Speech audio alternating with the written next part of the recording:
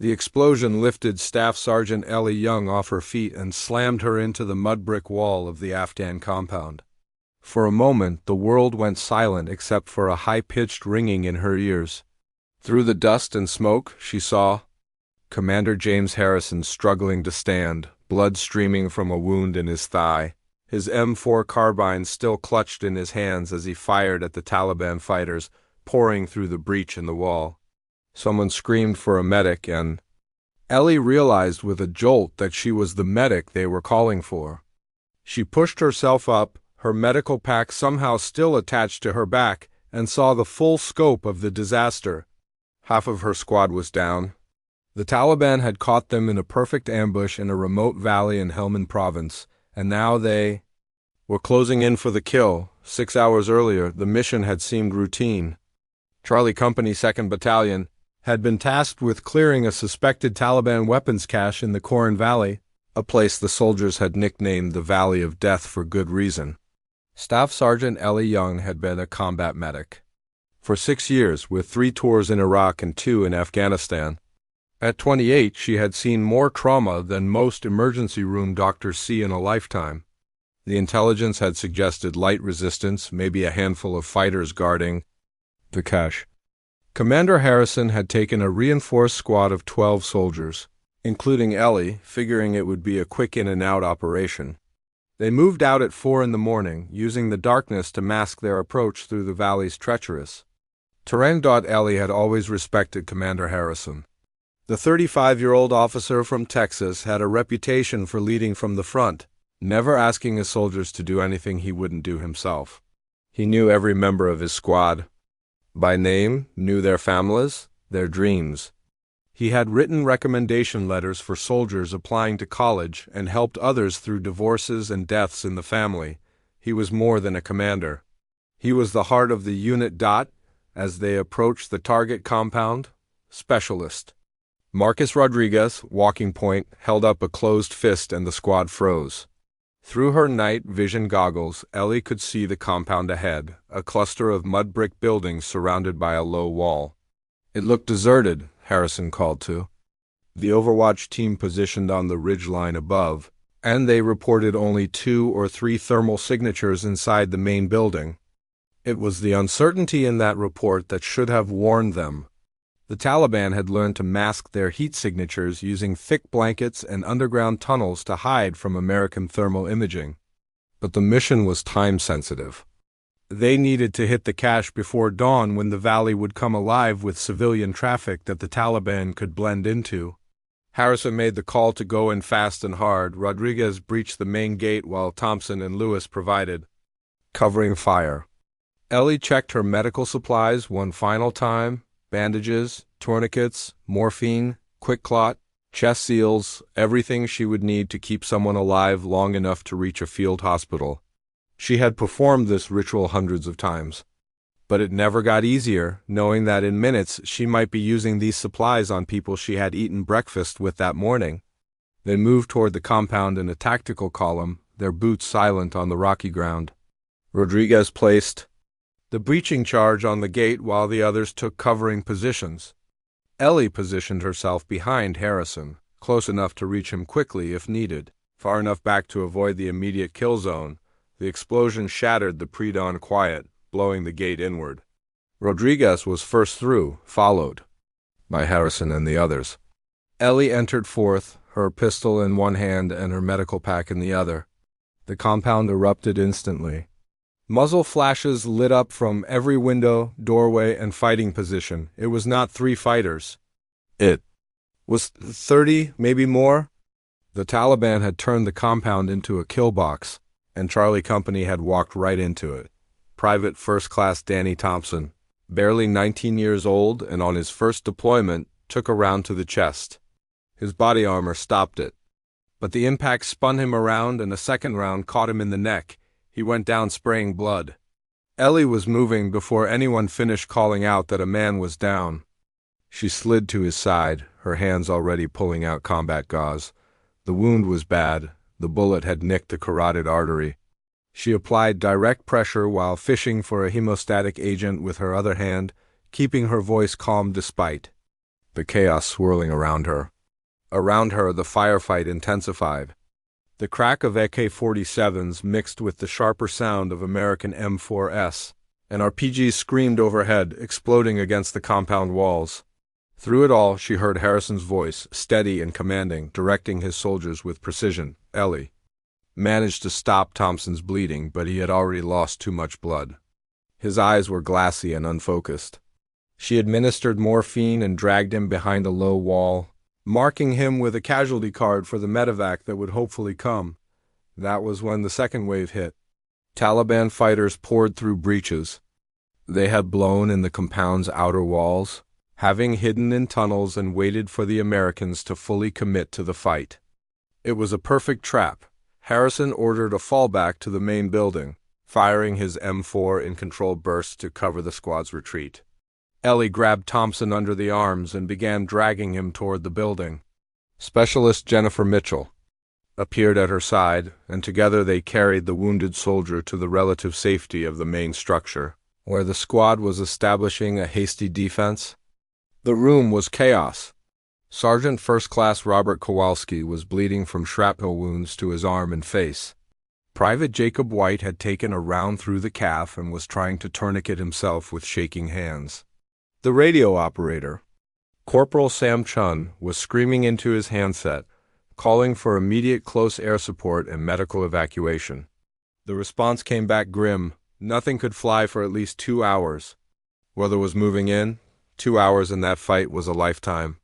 Ellie moved from soldier to soldier, assessing wounds, applying tourniquets, administering morphine. Her hands worked automatically, muscle memory from countless hours of training taking over while bullets cracked overhead and RPGs exploded nearby. Harrison continued to coordinate the defense, moving from window to window, directing fire and calling out enemy positions. His presence was everywhere, holding the squad together through sheer force of will. Then the IED went off. The Taliban had planted it in the floor of the building weeks earlier, waiting for exactly this moment. The explosion tore through the room, throwing bodies like ragdolls and causing the roof to partially collapse, raining debris and dust across everyone inside. Ellie found herself on the floor, ears ringing and vision blurred. She pushed herself up and looked for wounded, and what she saw made her blood run cold. Commander Harrison was down, his right leg twisted at an unnatural angle, blood pumping from a massive wound in his thigh. His femoral artery had been hit. He had minutes before he bled out. Ellie crawled to him. His eyes were open but unfocused, his face already pale from blood loss. Yet his M4 was still in his hands, and even in his semi-conscious state he was trying to aim it at the doorway where Taliban fighters were attempting to rush in. She told him to stay still and applied her last tourniquet high on his thigh, cranking it tight until the bleeding slowed. But she could see other wounds too. Shrapnel to the abdomen, a possible punctured lung. He needed a surgeon, not a field medic. Around her, the situation was deteriorating rapidly. Half the squad was wounded. They were almost out of ammunition. The Taliban fighters were pressing closer, sensing victory. That was when Ellie made the decision that would define the rest of her life. She called out to Mitchell and Kowalski and asked if they could still fight. Mitchell answered that she barely could, blood streaming down her face from a scalp wound. Ellie ordered Mitchell to hold the north wall, told Cheen to keep calling for support, and directed everyone who could still shoot to pick a window and make every round count. Then she turned back to Harrison, who was trying to focus on her face. He whispered for her to get the others out. She told him she would not leave without him. She grabbed him under the arms and started, dragging him toward the back of the building where there was marginally better cover. Harrison weighed at least 200 pounds with his gear, but adrenaline gave her strength she did not know she possessed. Bullets cracked past her head so close she could feel the heat. An RPG exploded against the wall, showering them with debris. Harrison, even in his semi-conscious state, kept his rifle raised and fired short bursts at any Taliban fighter who showed himself. His training was so deeply ingrained that even while dying he was still fighting. They made it to a small storage room at the back of the building. Ellie propped Harrison against the wall and did a rapid assessment. The tourniquet was holding, but he had already lost too much blood and his breathing was labored. Without immediate surgery, he would not make it. His voice dropped to barely a whisper and he told her to take his rifle, that the squad needed it. She resisted, insisting she was a medic and that she saved lives. He interrupted her with surprising strength, reminding her that she was a soldier first, and that right now those soldiers needed a leader. From the main room she heard Chun's desperate voice warning that Taliban fighters were coming through the east wall and that they could not hold. Ellie looked at Harrison's M4, then at his face. His eyes, though glazed with pain, were clear. He knew what he was asking, and so did she. She took the rifle, checked the magazine, and pulled his remaining magazines from his vest, stuffing them into her own pouches. She promised to come back for him. He told her he knew she would, and then ordered her to go. She burst from the storage room to find the main room in chaos. Rodriguez was down, unconscious, or worse. Mitchell was firing from a window with nearly no ammunition left. Chun was still on the radio, his voice hoarse from screaming for support. Only 5 soldiers remained combat effective, and they were being overwhelmed. Ellie took position at a window and assessed the situation with the same focused clarity she used when diagnosing a trauma patient. Through the window she could see Taliban fighters massing for a final assault, at least 20 of them moving through the rubble and smoke. In minutes they would overrun the building. Her medical training kicked in, but in an unexpected way. Medicine had taught her to see patterns, to diagnose problems quickly and act decisively. Looking at the Taliban positions, she saw the pattern of their attack. They were bunching up at 2 breach points, creating choke points. She called out to Chun about the grenades, coordinated fields of fire across her remaining soldiers, raised. Harrison's rifle controlled her breathing and began firing. The first fighter she targeted dropped, then another. Chun lobbed a grenade through the left breach and the explosion sent bodies flying. Ellie kept firing with discipline and accuracy because every shot had to matter. The Taliban assault wavered. They had expected to overrun a demoralized and broken squad. Instead, they were facing organized resistance, with bodies piling up at the breach points, but Ellie knew they could not hold forever. They were down to their last magazines, and the Taliban had unlimited reinforcements. They needed something to change the equation, a phrase Harrison himself had used during training. She remembered the weapons cache. She asked Chun where exactly it was located, and he told her it was in the building across the courtyard in the northeast corner. It was 50 meters away across open ground covered by Taliban fire. It would be suicide to try to reach it in the open. Unless they used smoke, she called out her plan. Chun would pop smoke between them and the target building. Mitchell, Lewis, and Kowalski would lay down covering fire on her signal. Then she would run for the cache. Mitchell protested that it was insane. Ellie said that dying where they stood was equally insane. On her mark, Chen threw the smoke grenade. Purple smoke billowed across the courtyard. The others opened fire, forcing the Taliban to take cover. Ellie sprinted from the building into the open ground. Time seemed to slow. She could hear bullets cracking past and feel them tugging at her equipment. A round sparked off the ground inches from her feet. Another punched through her medical pack. She covered the 50 meters in what felt like hours, but was probably seconds, and crashed through the door of the target. Building at full speed inside, she found exactly what they had hoped for. Crates of weapons and ammunition, including RPG. Launchers and boxes of AK-47s, but more importantly she found blocks of C4 with detonators. The Taliban had been planning something significant. Working quickly, she grabbed an RPG and several rockets and slung them across her back. She stuffed her pockets with M4 magazines from a crate of captured American supplies. Then she rigged 2 blocks of C4 with a simple timer and set it for 3 minutes, before grabbing as much ammunition as she could carry and sprinting back toward her building. The smoke was dissipating by the time she ran. A Taliban fighter emerged from cover with his rifle raised. She fired Harrison's M4 from the hip and dropped him. Another appeared and she put him down with a 3-round burst. She crashed back through the door of their building and dumped the supplies, telling everyone to grab what they could because they were moving in 2 minutes. She ran to the storage room where she had left Harrison. He was still conscious, barely, his face ghost white, but his eyes tracked to her as she entered. She told him she had borrowed his rifle and hoped he did not mind. She grabbed him under the arms once more and began the exhausting drag toward their new position as the other soldiers moved the remaining wounded. They had just cleared the building when the C4 detonated. The explosion was massive, far larger than she had anticipated because the cache had contained more explosives than the intelligence had suggested. The entire building vanished in a ball of fire that rose 100 feet into the air. The shock wave knocked everyone flat, but it also stunned the Taliban fighters who had been preparing for another assault. Ellie yelled at everyone to keep moving and half-carried, half-dragged Harrison to a natural depression in the ground about 3 feet deep. It was not much cover, but it was better than the compromised building they had just left. The Taliban recovered from the explosion but moved more cautiously now. The massive blast had shown them that the Americans still had fight left. They began probing attacks to test the defenses, and Ellie continued to command while simultaneously treating the wounded, shifting from applying pressure dressings to firing the M4, from administering morphine to directing fields of fire. Then Shin called out that he had communications with a Predator drone overhead. The drone operator reported approximately 40 enemy fighters converging on their position and recommended immediate extraction. Ellie rejected it. They had soldiers who could not walk.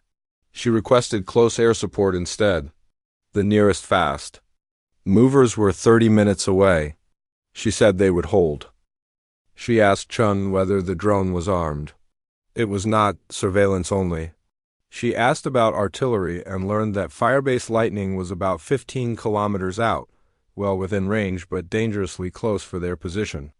She told Chun to get them on the line. When the firebase came through, she identified herself as the senior combat effective soldier and called in the coordinates herself, using the drone's feed to precisely target the Taliban positions. The firebase commander confirmed her understanding that it was inside danger close range. She looked at their shallow depression at her wounded soldiers and confirmed that they had adequate cover. She ordered fire for effect. She called out for everyone to get down and covered Harrison with her own body as the 155mm howitzer rounds impacted like the fist of God. The ground shook. Dirt and debris rained down. The concussion was overwhelming even at their distance, and Ellie felt like her chest was being compressed with every impact. But the effect on the Taliban positions was devastating. The fighters who had bunched up in the open were caught without cover. Through the dust and smoke she could see bodies thrown through the air and fighting positions obliterated. She walked the artillery onto surviving enemy positions using the drone feed, adjusting with each volley until she called a ceasefire, with the Taliban retreating in all directions. In the sudden silence that followed, she heard the distant thrum of helicopter rotors. The medevac crews had found a break in the weather. Ellie popped a green smoke grenade to mark their position and turned her attention back to the wounded. Harrison was still breathing, but barely. Thompson had slipped into shock. Rodriguez was conscious but confused, likely concussed. The next few minutes blurred together as the Blackhawks came in hot with door gunners laying down suppressive fire. Flight medics jumped out and joined Ellie in rapidly triaging and loading the wounded onto the aircraft. One of the flight medics asked who was in command. Chen pointed to Ellie. The medic looked at her, covered in blood, dirt, and dust. Harrison's rifle slung across her chest and her medical pack torn and bullet-riddled, and told her she was the medic who had called in the artillery. She told him that someone had to dot as they loaded Harrison onto a stretcher. His eyes found hers. He whispered her name and she leaned close. He thanked her simply and quietly. She told him she was just doing her job. He managed a weak smile and told her that she had done everyone's job. As the helicopters lifted off with the wounded, Ellie finally allowed herself to feel the exhaustion. She had been running on adrenaline for over an hour, and now, with the immediate threat gone and her patients evacuated, she could barely stand. Mitchell appeared at her side and offered a canteen, saying she did not have words for what she had just witnessed. Ellie took a long drink and looked at the devastation around them. The compound was in ruins, bodies littering the ground, smoke rising from numerous fires. She said quietly that she was a medic, that she was supposed to save lives. Mitchell told her that she had saved all of theirs. The reinforcements arrived 20 minutes later, a full platoon from Firebase Lightning ready for a fight that was already over. Their lieutenant, a young officer who had likely never seen combat this intense, surveyed the scene with wide eyes and asked who the senior commander was. Chun pointed to Ellie again. The lieutenant looked at her with a mixture of awe and disbelief, and said he could not believe a medic had done all of this. Mitchell corrected him. A soldier had done it, she said, who happened to also be a medic. 3 months later, Ellie stood in the East Room of the White House, her dress uniform immaculate, and her new Master Sergeant stripes still feeling unfamiliar on her shoulders. Commander Harrison was there too, walking with a cane but walking. Thompson had survived, though he had been medically discharged. Rodriguez had recovered fully and was back on duty. As the Medal of Honor was placed around her neck and the citation for conspicuous gallantry and intrepidity was read aloud, Ellie thought about that moment in the compound when she had picked up Harrison's rifle. She had crossed a line that day, from healer to warrior and back again, and she had no regrets about it. After the ceremony, Harrison approached her and said he had never properly thanked her. She reminded him that he already had in the helicopter. He shook his head and said he meant something more. He told her that she had not just saved his life but all of their lives, that she had become the leader they needed when they needed it most. She told him she had only done what he would have done. He smiled and told her no, that she had done what she had to do, and that was what made her exceptional. At the reception that followed, the Army Chief of Staff sought her out and told her that what she had done had started conversations at the highest levels about the role of combat medics, about emergency command authority, and much more. He told her that some people were saying medics should not be taking offensive actions, that it violated medical neutrality. She asked what he said to that. He said that in combat, you do whatever it takes to bring your people home, and that she had proven a medic could be a warrior when necessary without losing sight of their primary mission. She had changed how the Army thought about battlefield medicine. The impact of that day extended far beyond medals and recognition. The Army revised its combat medic training to include more extensive weapons and tactical instruction. The concept of the combat medic as an emergency leader became part of doctrine, and Ellie was brought in to help develop and teach the new protocols. But the most meaningful moment came 6 months after the battle, when she received a package from Danny Thompson's mother. Inside was a simple letter saying that her son was alive because of Ellie, not just because she had treated his wounds, but because she had made sure there was a helicopter to evacuate him. The mother thanked her for being both a healer and a warrior when her boy had needed both.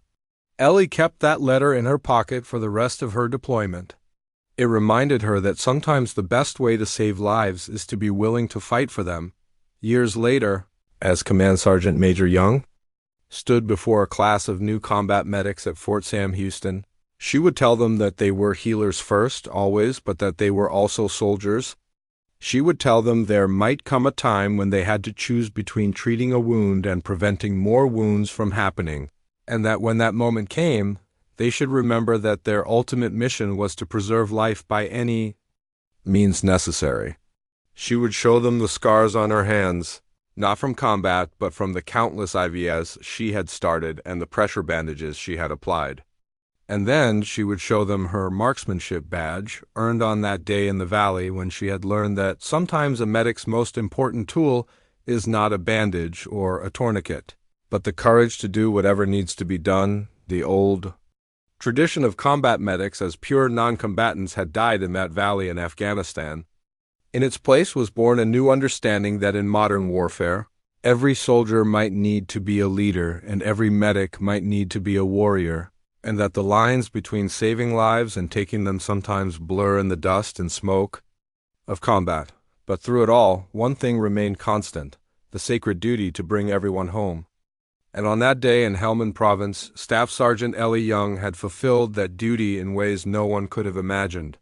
She had been a medic, a warrior, and a leader, whatever her soldiers needed her to be, and when they needed someone to stand between them and death, she had stood tall with a rifle in one hand and a medical pack on her back, refusing to let either duty fail. Every soldier from her squad made it home alive. In the end, that was all that mattered.